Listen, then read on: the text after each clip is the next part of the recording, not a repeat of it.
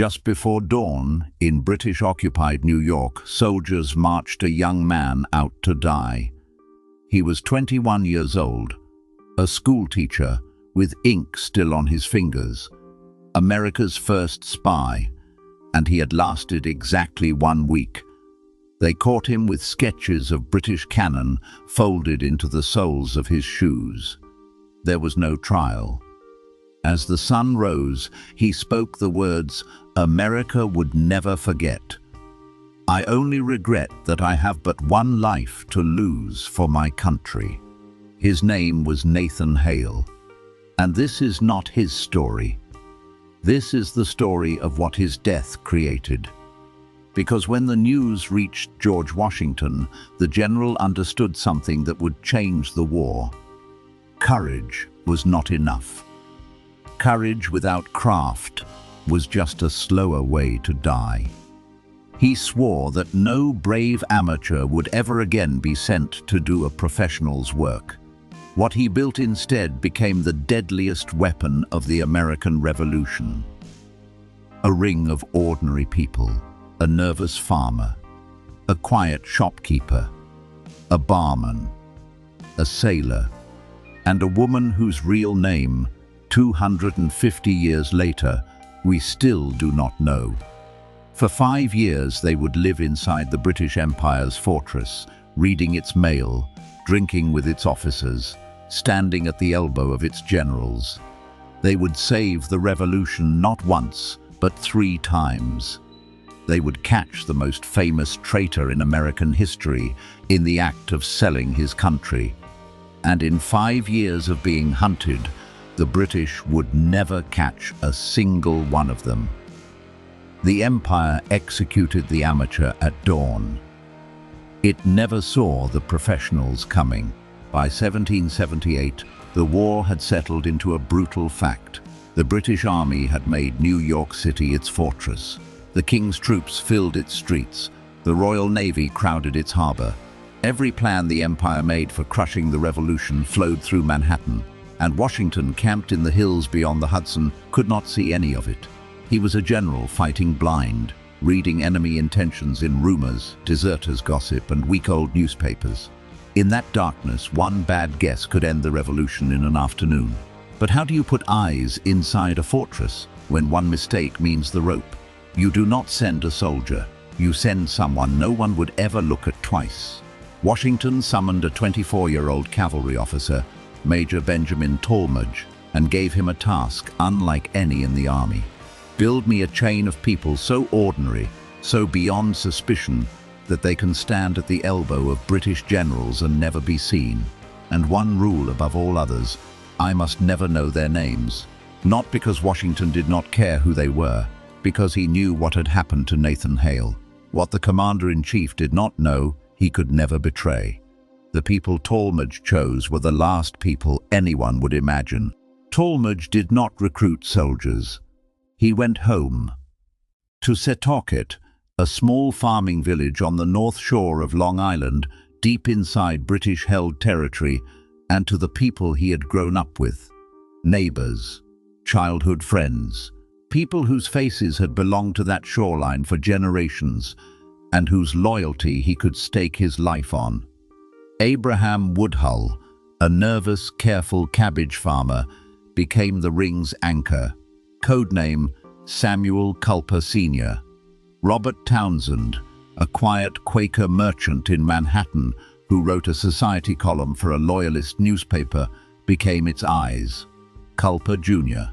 British officers loved talking to the friendly journalists who poured their wine and printed their parties. They never once wondered where their words went. Austin Rowe, a tavern keeper, became the courier, riding 55 miles from Manhattan to Setauket, with secrets folded into packages of ordinary goods. Caleb Brewster, a whaleboat captain with nerves of iron, ran the messages across the black water of Long Island Sound to Tallmadge's dragoons in Connecticut. And on a bluff overlooking the bay, a woman named Anna Strong hung her laundry. A black petticoat on the line meant Brewster had arrived. The number of handkerchiefs beside it told him which cove was safe. A farmer, a merchant, a barman, a sailor, a woman with a clothesline. That was the weapon Washington aimed at the British Empire. What made the Culper Ring untouchable was not luck, it was craft. Tradecraft decades ahead of its time. Every important name became a number. Washington was 711, New York 727. Talmadge built a dictionary of nearly 1,000 code numbers, and both ends of the chain kept it memorized or hidden. Then came the chemistry. Washington's own agents carried a secret formula, a sympathetic stain, invented by a doctor named James J. An invisible ink that vanished as it dried.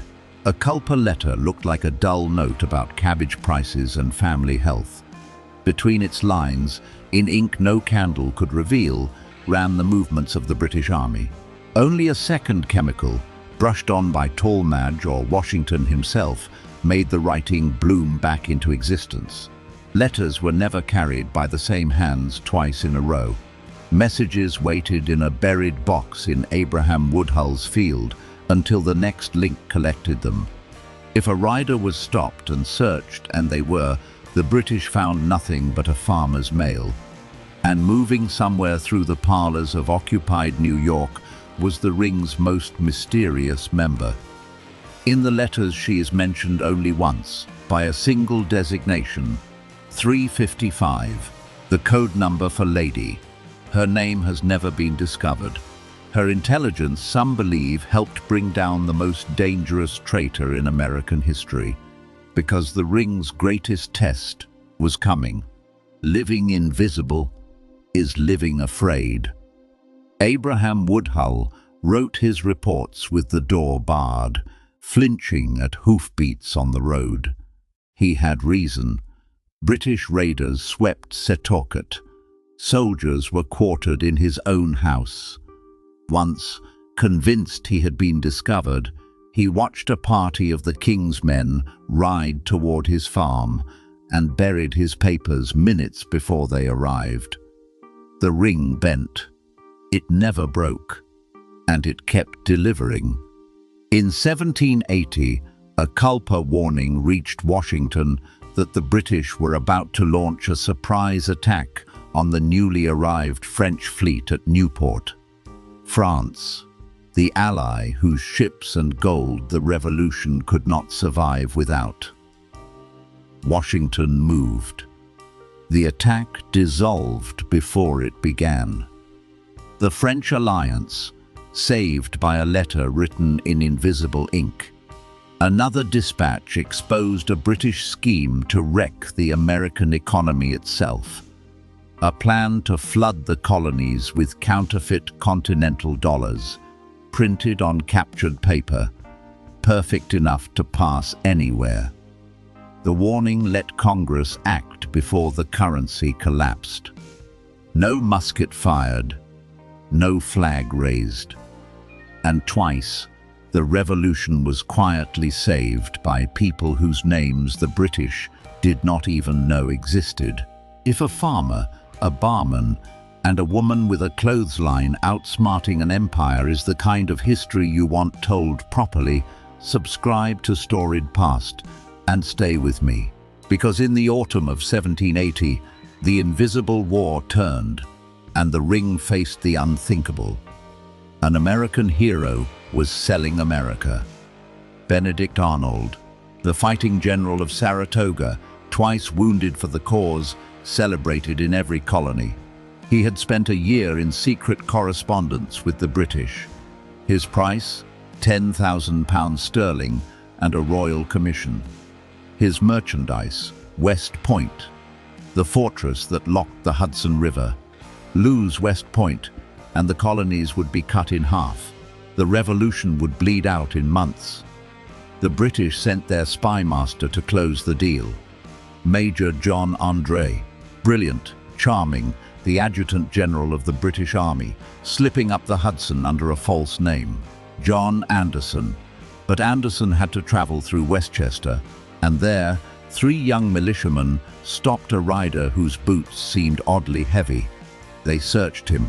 Folded against the soles of his feet were the plans of West Point its garrisons, its guns, its weaknesses, in Benedict Arnold's own handwriting.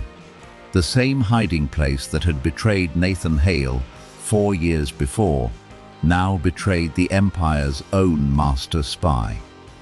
Arnold fled to a British warship minutes ahead of capture. Andre was tried and executed as a spy, mourned, remarkably, by the very Americans who condemned him. And the greatest treason in American history collapsed, with West Point and the Revolution still standing. The Ring's finest work was never a single dramatic night. It was the slow, grinding certainty it gave Washington, year after year, what the British in New York were doing, and just as vital, what they believed. By 1781, Washington understood what the enemy believed better than the enemy understood him, and he weaponized it. That summer, as he and the French general Rochambeau secretly marched their armies south toward Virginia, toward a trap closing around Lord Cornwallis at a tobacco port called Yorktown, Washington fed New York exactly what it expected to see. Camps built for an attack that would never come. Bread ovens raised in New Jersey. Dispatches meant to be captured, describing an assault on Manhattan. The British commander, Sir Henry Clinton, held his army in New York, braced for a blow aimed at nobody, while the real blow swung south.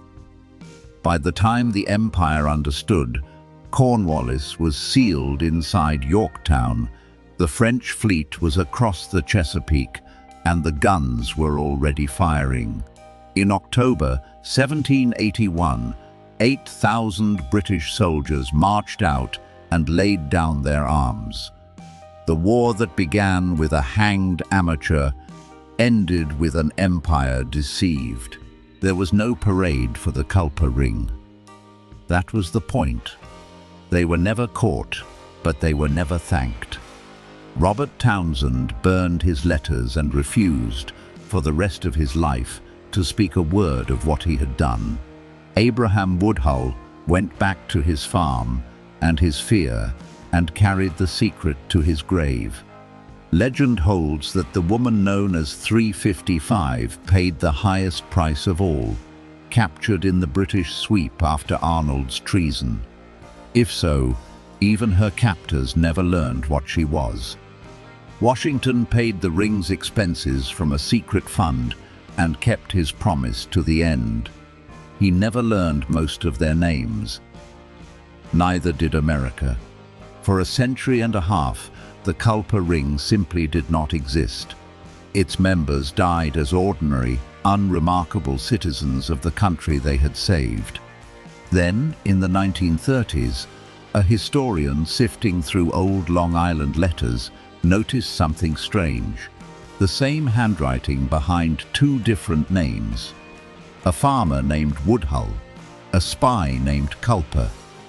150 years after the war, the Invisible Army finally, quietly, stepped into the light. At the headquarters of the Central Intelligence Agency in Virginia, there stands a statue of a young man with his hands bound. It is not a spy master. It is not a general. It is Nathan Hale, the 21-year-old amateur who was caught in his first week. Every American intelligence officer walks past him on their way to work. He is the lesson, and the Culper Ring was the answer. Courage is where it begins. Craft is what brings you home.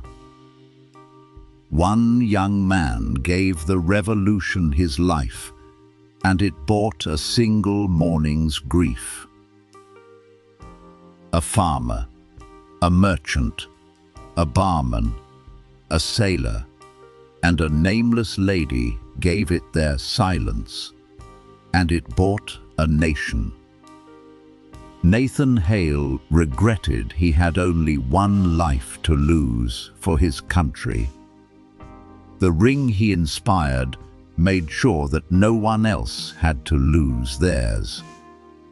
They fought the world's greatest empire in broad daylight in its own capital for 5 years, and it never saw them at all.